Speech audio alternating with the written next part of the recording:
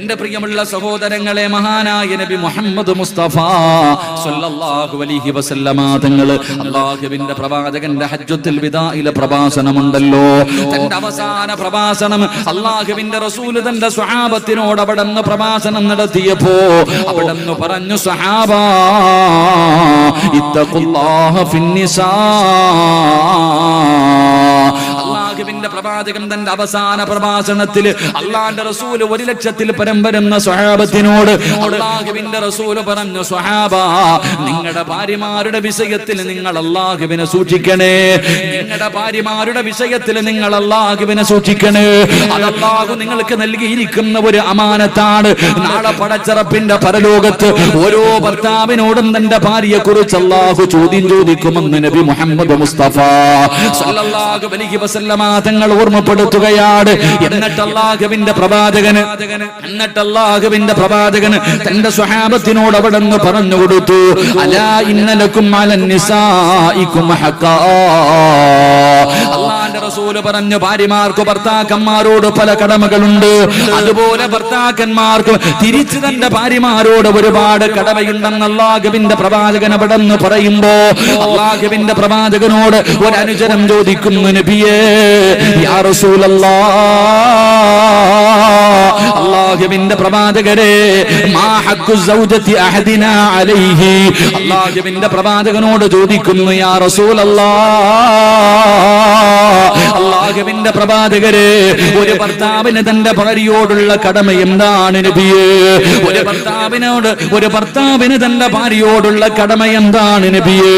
അല്ലാഹുവിന്റെ പ്രവാചകൻ അവിടുന്ന് ഒന്നാമതായി പറഞ്ഞു കൊടുക്കുകയാ, ഈ സദസ്സിൽ ഒരുമിച്ച് കൂടിയ ഓരോ ഭർത്താവിന്റെയും മനസ്സിലേക്ക് കടന്നു വരട്ടെ, ഇത് നീ പാലിക്കുന്നുണ്ടോ? ഈ കടമ ഇന്ന് വരെ നിന്റെ ജീവിതത്തിൽ നീ ചെയ്തിട്ടുണ്ടോ? അല്ലാഹുവിന്റെ പ്രവാചകൻ അവിടുന്ന് പറയുകയാ, ആരാണ് നിന്റെ ഭാര്യയെന്ന് നീ മനസ്സിലാക്കണം. ആരാണ് നിന്റെ ഭാര്യയെന്നറിയുവോ? എന്റെ പ്രിയമുള്ളവരെ, 1400 വർഷങ്ങൾക്ക് മുമ്പ് അല്ലാഹുവിന്റെ പ്രവാചകൻ സ്വല്ലല്ലാഹു അലൈഹി വസല്ലമ തങ്ങൾ അതാ 40ാമത്തെ വയസ്സിൽ പ്രവാചകന് നുബുവത്ത് കിട്ടിയിട്ട് പ്രബോധനമായിട്ട് മക്കയിലേക്ക് കടന്നു വന്നപ്പോ അവിടുത്തെ പീഡനങ്ങൾ പറയേണ്ടതില്ലല്ലോ, സഹിക്കാൻ കഴിയാത്ത പീഡനമായിരുന്നു. 13 വർഷക്കാലം അല്ലാഹുവിന്റെ പ്രവാചകന് ഒരൊറ്റ രാത്രി പോലും അല്ലാഹുവിന്റെ റസൂല് സമാധാനമായി ഉറങ്ങിയിട്ടില്ല. കാരണം വല്ലാത്ത പീഡനങ്ങളോ, എവിടെ നോക്കിയാലും തല്ലിച്ചതയ്ക്കുകയാ, ചോദിക്കാനും പറയാനും ഒരാളുമില്ലല്ലോ. അവസാനം പീഡനം സഹിക്കാൻ കഴിയാതെ അതാ മക്കയിൽ നിന്ന് മദീനയിലേക്ക് സ്വഹാബത്ത് ഹിജ്റ പോവുകയാണ്. മക്കയിൽ നിന്ന് മദീനയിലേക്ക് ആ പോകുന്ന രംഗം എങ്ങനെയാണെന്ന് ചരിത്രം പഠിപ്പിക്കുന്നു. ഇട്ടിരുന്ന വസ്ത്രത്തോടു കൂടിയാണ് പലരും കടന്നു പോയത്. കഷ്ടപ്പെട്ട് സമ്പാദിച്ചത് മുഴുവനും മക്കയിൽ കളഞ്ഞിട്ട് ഇട്ടിരുന്ന വസ്ത്രത്തോടെ പോടാ എന്ന് മക്കയിൽ നിന്ന് മദീനയിലേക്ക് ആട്ടിയോടിക്കുകയാ. എന്റെ പ്രിയമുള്ളവര്, അവസാനം മഹാനായ നബി മുഹമ്മദ് മുസ്തഫ സ്വല്ലല്ലാഹു അലൈഹി വസല്ലമ തങ്ങളും അബൂബക്കർ സിദ്ദീഖ് തങ്ങളും കടന്നു ചെല്ലുകയാ. മക്കയിൽ നിന്ന് മദീനയിലേക്ക് കടന്നു ചെല്ലുമ്പോ മദീന നിവാസികൾ എങ്ങനെയാണ് സ്വീകരിച്ചതെന്നറിയുവോ? അൻസാരികൾ മുഹാജിരീങ്ങളെ സ്വീകരിച്ച രംഗം ചരിത്രം നമുക്ക് പറഞ്ഞു തരുന്നുണ്ട്. അല്ലാഹുവേ, 2 വീടുള്ളവർ ഒരു വീട് കൊടുത്തു. പടച്ചവനെ, തോട്ടങ്ങളുള്ളവർ അവരുടെ പകുതി കൊടുത്തു, സമ്പത്തുള്ളവർ പകുതി സമ്പത്ത് കൊടുത്തു. എന്തിനു പറയണം, 2 ഭാര്യമാരുള്ളവർ ഒരു ഭാര്യയെ തലാക്ക് പറഞ്ഞിട്ട് അൻസ്വാരിങ്ങൾക്ക് കൊടുത്തു എന്ന് ചരിത്രം പഠിപ്പിക്കുമ്പോ എന്റെ പ്രിയമുള്ളവര്, അല്ലാഹുവിന്റെ പ്രവാചകൻ അവിടെന്ന് പറയുന്നു, നിന്റെ ഭാര്യ ആരെന്നറിയുവോ? അവള് ഹിജ്റ ചെയ്ത് കടന്നു വരുന്നവളാ, അവള് മുഹാജിറാണ്. ഹിജ്റ ചെയ്തുകൊണ്ട് നിന്റെ ജീവിതത്തിലേക്ക് കടന്നു വരുന്നവളാണ് നിന്റെ ഭാര്യ. അവൾക്ക് വാപ്പയുണ്ട്, അവൾക്ക് ഉമ്മയുണ്ട്, അവൾക്ക് കൂടപ്പിറപ്പുണ്ട്, അവൾക്ക് കുടുംബമുണ്ട്, അവൾക്ക് കൂട്ടുകാരുണ്ട്, അവൾക്ക് വീടുണ്ട്, നാടമുണ്ട്. പക്ഷേ ഞാനും നിങ്ങളും ഒരു പെണ്ണിനെ വിവാഹം കഴിച്ച് കഴിയുമ്പോ അന്ന് മുതൽ നിന്റെ വാപ്പയാണ് അവളുടെ വാപ്പ, ഭർത്താവിന്റെ വാപ്പയാണ് അന്ന് മുതൽ അവളുടെ വാപ്പ, ഭർത്താവിന്റെ ഉമ്മയാണ് അവളുടെ ഉമ്മ, ഭർത്താവിന്റെ കൂടപ്പിറപ്പാണ് അവളുടെ കൂടപ്പിറപ്പ്, ഭർത്താവിന്റെ നാടാണ് അവളുടെ നാട്, ഭർത്താവിന്റെ വീടാണ് അവളുടെ വീട്. അല്ലാഹുവേ, അവളുടെതെല്ലാം അവൾ അല്ലാഹുവേ വിട്ടൊഴിഞ്ഞിട്ട് നിന്റെ ജീവിതത്തിലേക്ക് ഒരു മുഹാജിറിനെ പോലെ കടന്നു വരുന്നവളാണ് നിന്റെ ഭാര്യ. അതുകൊണ്ട് അല്ലാഹുവിന്റെ റസൂല് പറയുന്നു, ഒരു ഭർത്താവിന് തന്റെ ഭാര്യയോടുള്ള ഒന്നാമത്തെ കടമ എന്തെന്നറിയുമോ? ചെറുപ്പക്കാരാ, നീ കഴിക്കുന്ന ഭക്ഷണം നിന്റെ ഭാര്യയ്ക്ക് കൊടുക്കൽ ഒരു ഭർത്താവിന്റെ കടമയാണെന്ന് നബി മുഹമ്മദ് മുസ്തഫ സല്ലല്ലാഹു അലൈഹി വസല്ലമ തങ്ങൾ പറയുകയാ. നീ കഴിക്കുന്ന ഭക്ഷണം നിന്റെ ഭാര്യയ്ക്ക് കൊടുക്കൽ നിന്റെ കടമയാണ്. എന്റെ പ്രിയപ്പെട്ട ഭർത്താക്കന്മാരെ, എത്ര പേരാണുള്ളത്, എത്ര പേരാണുള്ളത് ഒരുമിച്ചിരുന്ന് ഭക്ഷണം കഴിച്ച കാലം നിനക്ക് ഓർമ്മയുണ്ടോ? ചെറുപ്പക്കാരാ, എന്റെ പ്രിയപ്പെട്ടവരെ, ഭാര്യയും ഭർത്താവ് ഒരുമിച്ചിരുന്നൊരു പാത്രത്തിലിരുന്നാണ് ഭക്ഷണം കഴിക്കേണ്ടത്. അല്ലാഹുവിന്റെ പ്രവാചകൻ അവിടെന്ന് പറയുകയാ, ഈ നാട്ടിലെ ഏറ്റവും വലിയ പടച്ചുറപ്പിന്റെ റഹ്മത്തിറങ്ങുന്ന പടച്ചവന്റെ ബർക്കത്തുണ്ടാകുന്ന റഹ്മത്തിന്റെ മാലാകമാര് പെയ്തിറങ്ങുന്ന ഭവനമേതെന്നറിയുമോ? അത് ഹാഫിളിന്റെ വീടല്ല, ആലിമിന്റെ വീടല്ല, ഹാജിയാരുടെ വീടല്ല, സദഖ കൊടുക്കുന്നവന്റെ വീടല്ല.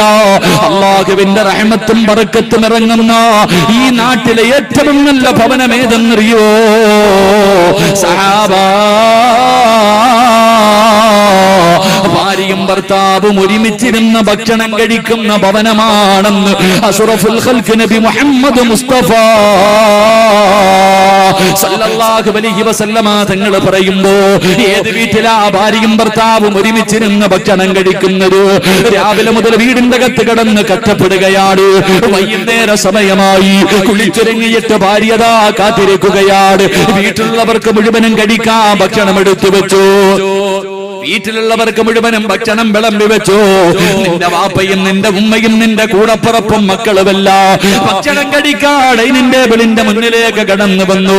മോളെ, നീ കഴിക്കുന്നില്ലേ? ഇക്ക വന്നിട്ട് ഒരുമിച്ചിരുന്ന് കഴിക്കാമെന്ന് പറഞ്ഞിട്ട് വീട്ടിലുള്ളവർ മുഴുവനും ഭക്ഷണം കഴിച്ചിട്ട് കിടന്നുറങ്ങി. നിന്റെ ഭാര്യ കാത്തിരിക്കുകയാണ്, നീ വരുമ്പോ ഒരുമിച്ചിരുന്ന് കഴിക്കാമെന്ന് പറഞ്ഞ് കാത്തിരിക്കുകയാ. അല്ലാ, 10 മണിയായി, 10:30 നീ നിന്റെ വീട്ടിലേക്ക് കടന്നു ചെല്ലുകയാണ്. ഭാര്യ വളരെ സന്തോഷത്തോടെ എഴുന്നേറ്റ് കവാടം തുറന്നു, സലാം പറഞ്ഞു മടക്കിയിട്ട് നിന്നെ സ്വീകരിക്കുകയാ. ആ സമയത്ത് പറയുന്ന വാക്യേതെന്നറിയോ? പെണ്ണേ, ഞാൻ ഭക്ഷണം കഴിച്ചു, നീ വേണമെങ്കിൽ കടിച്ചിട്ട് കിടന്നുറങ്ങിക്കോ. സുബ്ഹാനല്ലാഹ്, ഭക്ഷണം കഴിക്കുന്നതിന് വേണ്ടി നിന്റെ വെളിന്റെ മുന്നിലേക്ക് നിന്റെ ഭാര്യ പോയിരുന്നു. ഇറങ്ങുവോടോ ചെറുപ്പക്കാരാ, ആ പാവപ്പെട്ടവൾക്ക് എങ്ങനെ ഭക്ഷണം കഴിക്കാരോ? അവസാനം എല്ലാം എടുത്തു വെച്ചിട്ട് കിടപ്പറയിലേക്ക് കടന്നു വരുന്ന നിന്റെ ഭാര്യ, നിനക്ക് എന്ത് സംഭവിക്കാനാ? കൂട്ടുകാരുടെ കൂടെ ഏതെങ്കിലും ഹോട്ടലിൽ പോയി പണ്ടം നിറച്ചിട്ട് വീട്ടിലേക്ക് കയറി ചെല്ലുന്ന ഭർത്താവ് നന്ദിയില്ലാത്തവനാകരുത്, കരുണയില്ലാത്തവനാകരുത്, സ്നേഹമില്ലാത്തവനാകരുത്. നിനക്ക് വേണ്ടെങ്കിലും നിന്റെ ഭാര്യയുടെ കൂടെ നിനക്കൊന്ന് പോയിരുന്നുകൂടെ? അവൾ കഴിക്കുന്ന പാത്രത്തിൽ നിന്ന് ഒരു പിടിവാരിയിട്ട് നിനക്ക് തിന്നാൻ കഴിയുമല്ലോ. നിനക്കിന് പറ്റിയില്ലെങ്കിലും സ്നേഹത്തോടെ നിന്റെ ഭാര്യയുടെ വായിലേക്ക് ഒരു ഭക്ഷണമെങ്കിലും നിനക്കൊന്ന് വാരി കൊടുത്തുകൂടെ? എന്റെ പ്രിയപ്പെട്ട ചെറുപ്പക്കാരാ, ഒറ്റയ്ക്ക് തിന്നുന്ന ഭർത്താക്കന്മാരോട് മഹാനായ നബി മുഹമ്മദ് മുസ്തഫ സല്ലല്ലാഹു അലൈഹി വസല്ലമ തങ്ങള് ഒരു ദിവസം അല്ലാഹുവിന്റെ പ്രവാചകര് ആയിഷ ബീവിയുടെ വീട്ടിലേക്ക് കടന്നു വരികയാ. റസൂലുള്ളാഹി വല്ലാത്ത വിശപ്പായിരുന്നു, പ്രവാചകന് വല്ലാത്ത വിശപ്പാട്. ഒരു ദിവസം വീട്ടിലേക്ക് കടന്നു വന്നിട്ട് അവിടെ നിന്ന് ചോദിച്ചു, ആയിഷ വിശക്കുന്നു ആയിഷ, കഴിക്കാൻ വല്ലതുമുണ്ടോ ആയിഷ? ആയിഷ ബീവി റളിയല്ലാഹു തആല അൻഹ 3 റൊട്ടി എടുത്തുകൊണ്ടുവന്ന് അല്ലാഹുവിന്റെ പ്രവാചകന്റെ മുന്നിലേക്ക് വെച്ചു കൊടുത്തു. ഇതല്ലാതെ ഒന്നുമില്ല നബിയേ, ഇതല്ലാതെ ഒന്നുമില്ല നബിയേ. അല്ലാഹുവിന്റെ പ്രവാചകനതാ റൊട്ടി കഴിക്കാൻ തുടങ്ങി. അല്ലാഹുവിന്റെ റസൂലിന് വല്ലാത്ത വിശപ്പായിരുന്നു, കാരണം ഭക്ഷണം കഴിച്ചിട്ട് ദിവസങ്ങളായല്ലോ. അല്ലാഹുവിന്റെ പ്രവാചകന് 3 റൊട്ടിയും ഒറ്റയ്ക്കങ്ങ് കഴിക്കുകയാ. ഭക്ഷണം കഴിച്ചു കഴിഞ്ഞപ്പോ അള്ളാന്റെ റസൂലിരുന്ന് കരയുകയാണ്. ഭക്ഷണപാത്രത്തിന്റെ മുന്നിലിരുന്നിട്ട് ലോകത്തിന്റെ നേതാവ് കരയുകയാ. ആയിഷ ബീവി റളിയല്ലാഹു തആല തന്റെ ഭർത്താവ് കരയുന്നത് കണ്ടപ്പോ അവിടുന്ന് ചോദിക്കുന്നു, നബിയേ യാ റസൂലല്ലാഹ്, അല്ലാഹുവിന്റെ പ്രവാചകരെ എന്തിനാ നബിയെ കരയുന്നത്? എന്തിനാ നബിയെ കരയുന്നത്? ആയിഷ, നിനക്ക് തരാതെ ഞാൻ തിന്നു കളഞ്ഞല്ലോ ആയിഷ, ഇന്ന് നീ പട്ടിണിയാണല്ലോ. അല്ലാഹുവിന്റെ പ്രവാചകൻ അവിടുന്ന് കരഞ്ഞുകൊണ്ട് പറയുകയാ, നിനക്ക് തരാതെ ഞാൻ ഒറ്റയ്ക്ക് ഭക്ഷണം കഴിച്ചു കഴിഞ്ഞല്ലോ ആയിഷ. എന്റെ പ്രിയപ്പെട്ട ഭർത്താക്കന്മാരെ, അല്ലാഹുവിന്റെ റസൂല് ചെയ്തതെന്തെന്നറിയോ? ആയിഷ എന്ന പ്രിയപ്പെട്ട ഭാര്യയുടെ കയ്യിൽ പിടിച്ചിട്ട് അല്ലാഹുവിന്റെ റസൂല് ചോദിക്കുന്നു, ആയിഷ, എനിക്ക് പൊരുത്തപ്പെട്ട് തരുവോ ആയിഷ? ഒരു നേരം തന്റെ ഭാര്യക്ക് കൊടുക്കാതെ, അതും അറിഞ്ഞുകൊണ്ടല്ല, അറിയാതെ റസൂലുള്ള കടിച്ചു പോയതാണ്. ചോദിച്ചു, എനിക്ക് പൊരുത്തപ്പെട്ട് തരുവോ ആയിഷ? ആയിഷ ബീവി റളിയല്ലാഹു തആല അവിടുന്ന് പറഞ്ഞു, നബിയേ എന്നോട് പൊരുത്തം ചോദിക്കല്ല നബിയേ, നിങ്ങൾ ഭക്ഷണം കഴിക്കുന്നത് കണ്ടപ്പോഴേ എന്റെ വയറ് നിറഞ്ഞു പോയി നബിയേ. അല്ലാഹുവിന്റെ റസൂല് ചോദിച്ചു, ആയിഷ നിനക്കെന്ത് വേണം ആയിഷ? നിനക്കെന്ത് വേണം ആയിഷ? യാ റസൂലല്ലാഹ്, എനിക്ക് സ്വർഗത്തിലും നിങ്ങളുടെ ഭാര്യയാകണം നബിയേ. എന്റെ പ്രിയപ്പെട്ട ചെറുപ്പക്കാരാ, മോനെ ഒരുമിച്ചിരുന്ന് ഭക്ഷണം കഴിക്കടാ. നിന്റെ വീട്ടിൽ അല്ലാഹുവിന്റെ റഹ്മത്ത് ഇറങ്ങുകയോ, നിന്റെ വീട്ടിൽ ബർക്കത്തുണ്ടാവുകയോ, നിന്റെ വീട്ടിൽ സമാധാനമുണ്ടാവുകയോ, പരസ്പരം മനസ്സുകൾ തമ്മിൽ സ്നേഹമുണ്ടാവുകയോ. ചതിക്കത്തില്ലടാ ചെറുപ്പക്കാരോ, ഒരിക്കലും നിന്റെ ഭാര്യ നിന്നെ ചതിക്കൂല ചെറുപ്പക്കാരോ. അല്ലാഹുവേ, കുടുംബജീവിതം എന്ന് പറഞ്ഞോ എല്ലാം പങ്കുവെക്കാറുള്ളതാണല്ലോ.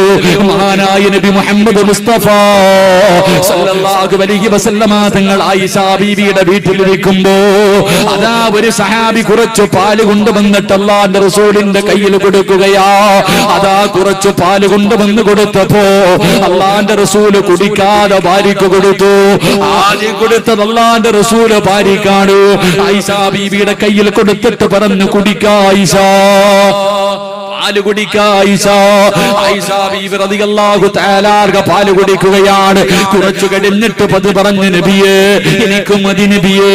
ഇല്ല ആയിഷ, വയറ് നിറച്ച് കുടിക്കാ ആയിഷ. ആയിഷ ബീവി റളിയല്ലാഹു തആല അവസാനം പറഞ്ഞു, യാ റസൂലല്ലാഹ്, ഇനി എന്റെ വയറ്റിലെ സ്ഥലമില്ല നബിയേ. അല്ലാഹുവിന്റെ റസൂലിന്റെ കയ്യിലേക്ക് പാത്രം തിരിച്ചു കൊടുക്കുമ്പോ അല്ലാഹുവിന്റെ പ്രവാചകന് പാലിന്റെ പാത്രം വാങ്ങിയിട്ട് എന്തോ തിരയുകയാണ്, എന്തോ തിരയുകയാണ്. കാണാതെ പോയ ഒരു വസ്തു തിരയുന്നത് പോലെ പാൽപാത്രത്തിൽ അല്ലാഹുവിന്റെ റസൂൽ എന്തോ തിരയുന്നു. നബിയെ എന്താണ് നോക്കുന്നത്? എന്താണ് തിരയുന്നത്? ആയിഷ, നീ ചുണ്ട് വെച്ച് കുടിച്ച സ്ഥലം തിരയുകയാണ് ആയിഷ. എവിടെ വെച്ചാണ് നീ ചുണ്ട് വെച്ച് കുടിച്ചത്? ആ സ്ഥലം തിരയുകയാണ് ആയിഷ. അവസാനം അല്ലാഹുവിന്റെ റസൂൽ അത് കണ്ടുപിടിച്ചു. തന്റെ ഭാര്യയുടെ ചുണ്ട് എവിടെ വെച്ചാണോ കുടിച്ചത്, അതേ സ്ഥലത്ത് ലോകത്തിന്റെ നേതാവ് നബി മുഹമ്മദ് മുസ്തഫ സല്ലല്ലാഹു അലൈഹി വസല്ലമ തങ്ങൾ തന്റെ ചുണ്ട് വെച്ചിട്ട് പാല് കുടിക്കുമ്പോ ജീവിതമെന്ന് പറഞ്ഞാൽ ഇതാണ്. ആയിഷ ബീവി പറയുകയാ, ആയിഷ ബീവി പറയുകയാ, അല്ലാഹു എനിക്ക് 9 അനുഗ്രഹങ്ങൾ നൽകി. ആ 9 അനുഗ്രഹത്തിൽ മറക്കാൻ കഴിയാത്ത ഒരു അനുഗ്രഹം എന്തെന്നറിയുവോ? റബ്ബേ, അല്ലാഹുവിന്റെ റസൂൽ ഈ ലോകത്തോട് യാത്ര പറയുമ്പോ പ്രവാചകന്റെ തൊണ്ടക്കുടിക്ക് താഴെ അവസാനമായിട്ട് ഇറങ്ങിയത് എന്തെന്നറിയുമോ? പ്രവാചകൻ അതാ മരണത്തോട് മല്ലടിക്കുകയാണ്. ആയിഷ ബീവി റളിയല്ലാഹു തആല അൻഹയുടെ നെഞ്ചത്ത് കിടക്കുകയാ. അല്ലാഹുവിന്റെ റസൂൽ ആയിഷ എന്ന ഭാര്യയുടെ നെഞ്ചത്ത് ഇങ്ങനെ കിടക്കുകയാണ്. ആ സമയത്താണ് റബ്ബേ ആയിഷ ബീവിയുടെ കൂടപ്പിറപ്പ് മിസ്വാക്കുമായിട്ട് കടന്നു വരുന്നത് അള്ളാന്റെ റസൂൽ ആയിഷാനെ നോക്കി, ആ സഹാബിയുടെ കയ്യിലിരിക്കുന്ന മിസ്വാക്കിലേക്ക് നോക്കി. അള്ളാന്റെ റസൂൽ ഒന്നും പറഞ്ഞില്ല. പക്ഷേ 18 വയസ്സുള്ള ആയിഷ ബീവിക്ക് മനസ്സിലായി എന്തിനാണ് തന്റെ ഭർത്താവ് നോക്കിയതെന്ന്. അല്ലാഹുവേ, ആ സ്വഹാബിയുടെ തന്റെ കൂടപ്പിറപ്പിന്റെ കയ്യിലിരുന്ന മിസ്വാക്ക് എടുത്തിട്ട് അള്ളാന്റെ റസൂലിന്റെ കയ്യിലേക്ക് വെച്ചു കൊടുത്തു. പ്രവാചകന് സ്വന്തമായിട്ട് പല്ല് തേക്കാ കഴിയുന്നില്ല. അവസാനം അത് വാങ്ങിയിട്ട് തന്റെ വായിക്കകത്ത് വെച്ചിട്ട് ആയിഷ ബീവി ചവയ്ക്കുകയാ. തന്റെ വായിക്കകത്ത് വെച്ചിട്ട് ആ മിസ്വാക്ക് കടിച്ച് ചവച്ചിട്ട് അല്ലാഹുവേ, ഉമ്മ തന്റെ കുഞ്ഞിന്റെ പാല് തേച്ച് കൊടുക്കുന്നത് പോലെ, ഉമ്മ തന്റെ കുഞ്ഞിന്റെ പല്ല് തേച്ച് കൊടുക്കുന്നത് പോലെ ആയിഷ ബീബി റളിയല്ലാഹു തആല അൻഹ 63 വയസ്സുള്ള തന്റെ പ്രിയപ്പെട്ട ഭർത്താവിന് തന്റെ നെഞ്ചത്തിങ്ങനെ ചാരിക്കിടത്തിയിട്ട് അവിടുന്ന് തന്റെ ഉമ്മനീര് പുരണ്ട മിസ്വാക്ക് കൊണ്ട് ലോകത്തിന്റെ നേതാവിന്റെ പല്ല് തേച്ച് കൊടുത്തെന്ന് ചരിത്രം പഠിപ്പിക്കുമ്പോ എന്റെ പ്രിയമുള്ള ചെറുപ്പക്കാരാ, അള്ളാന്റെ റസൂല് പറയുകയാ, നീ കടിക്കുന്ന ഭക്ഷണം നിന്റെ ഭാര്യയ്ക്ക് കൊടുക്കൽ നിന്റെ കടമയാണെന്ന് നബി മുഹമ്മദ് മുസ്തഫ സല്ലല്ലാഹു അലൈഹി വസല്ലം. ഈ നാട്ടിലെ ഏറ്റവും കൂടുതൽ അള്ളാഹുവിന്റെ കരുണയും റഹ്മത്തും ബർക്കത്തും ഇറങ്ങുന്ന ഭവനം ഏത് വീട്ടിലാണോ ഭാര്യയും ഭർത്താവും ഒരുമിച്ചിരുന്ന് ഭക്ഷണം കഴിക്കുന്നത്, ആ വീട്ടിലാണെന്ന് നബി മുഹമ്മദ് മുസ്തഫ